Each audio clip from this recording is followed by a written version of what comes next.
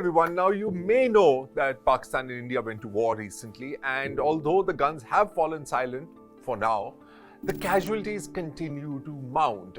For example, there's a Karachi Bakery in India, and that came under attack by a violent mob because, how dare you name your bakery after a city in Pakistan?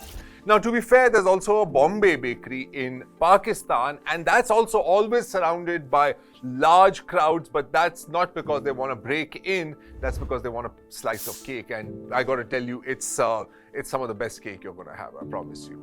But apart from that, apart from bakeries, baked goods and sweetmeats, what we like to call mithai in this part of the world, are also under attack, or at least their names are. Like in India, there's this very famous brand of sweetmeats called Misur Park. And they've been forced to change their name from Misur Park to Misur Shri because there's a park in Pakistan as well, and you just can't have that. Of course, the fact is that Misur Park has nothing to do with Pakistan. In the local language, Park just means cooked or sweet. And it's Misur because that's the city where it came from. But when you're this high on nationalism, you tend not to think about little things like facts, or even if words actually have specific meanings. But be that as it may, my real concern is for people named Deepak in India, because bro, what are you going to do with your name? Is it going to become Deep Shri? I don't know, the jury's still out on this. But while this may all sound crazy, it's not the first time this kind of craziness has taken place. So let's just take a little look back into history and see how many times people have gotten so high on patriotic swill that they just, lose their minds. And we're going to start with freedom fries. You'll all remember freedom fries.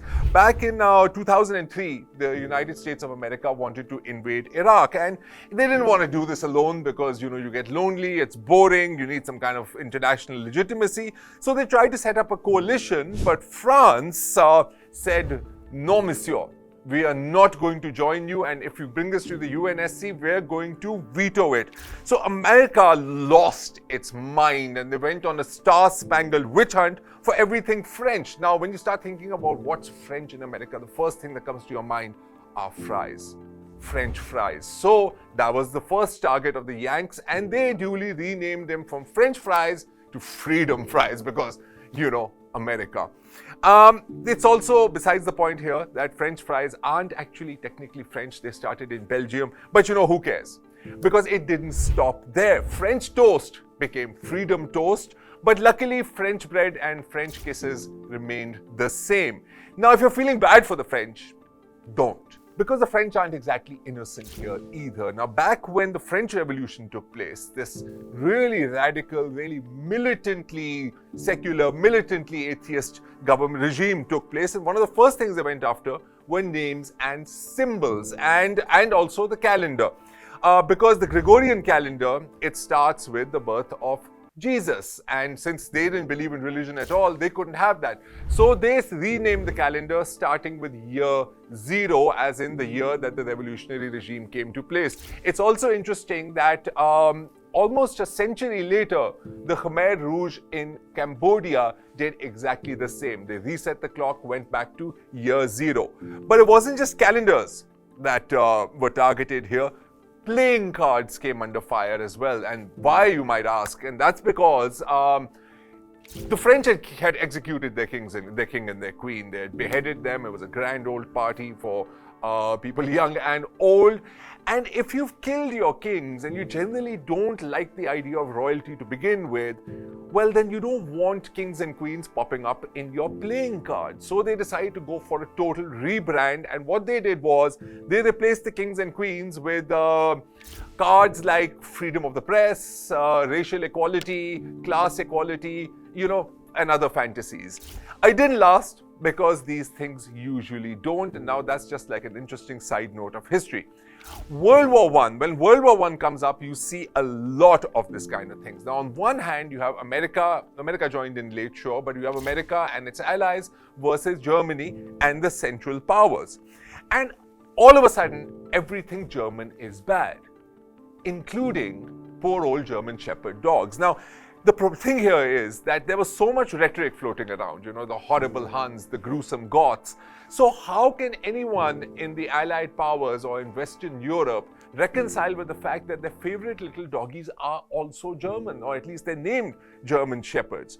So there was a whole long debate here, and they decided to rename German Shepherds as Alsatians. Now, this has been one of the enduring mysteries of my life, that German Shepherds and Alsatians are pretty much exactly the same thing, so why do they have two different names? Well, this is why.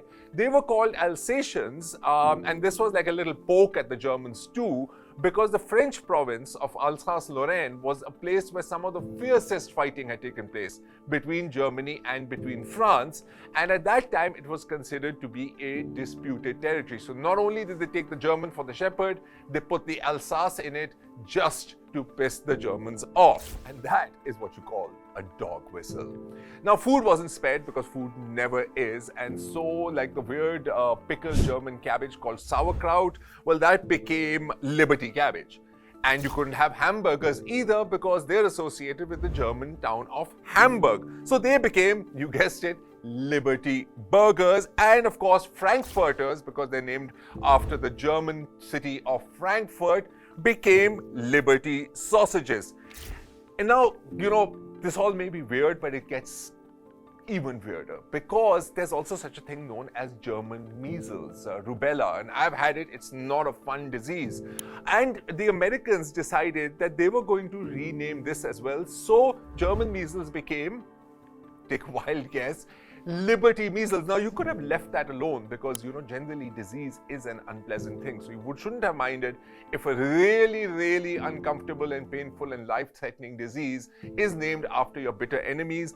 But never let it be said that the Americans had a great deal of imagination. It's freedom, liberty, freedom, liberty, freedom, liberty. You can't get beyond that.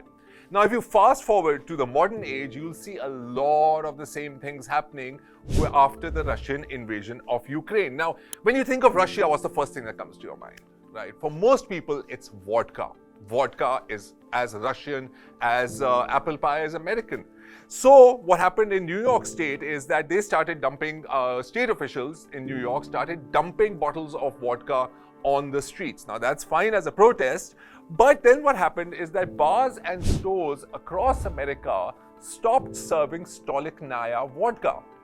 And sure, that's very well and good. Maybe you think that that's going to stop Putin in his tracks, but the only problem is that Stolichnaya isn't made in Russia. Stolichnaya is made in Latvia, which, if you know anything at all, you will know hates Russia. Plus, and just gets better and better, the brand Stolichnaya was actually founded by a serious critic of Putin who had to flee Russia in 2000 because his life was in actual danger. Similarly, in America, the University of Florida renamed its Karl Marx Reading Room, which makes very little sense because Karl Marx isn't Russian, he's German. And also, Russia isn't communist anymore. But all of that is small potatoes when you think about what happened with Poutine. Now, Poutine, if you don't know about Poutine, it's this super greasy, really heavy mixture of French fries, cheese, gravy, and it's really popular in Canada and also in parts of France. And the undisputed kings of Poutine are the Maison de la Poutine in France. Now, as soon as the invasion of Ukraine took place, these guys woke up one morning to find these angry crowds picketing them. And the reason was that the French, or at least the French who were protesting there, thought that Poutine is named after Putin. So yeah, I mean, come on, do better, France. So this is like a tiny little history of how people tend to lose their minds in times of war. And if you didn't know, now you know.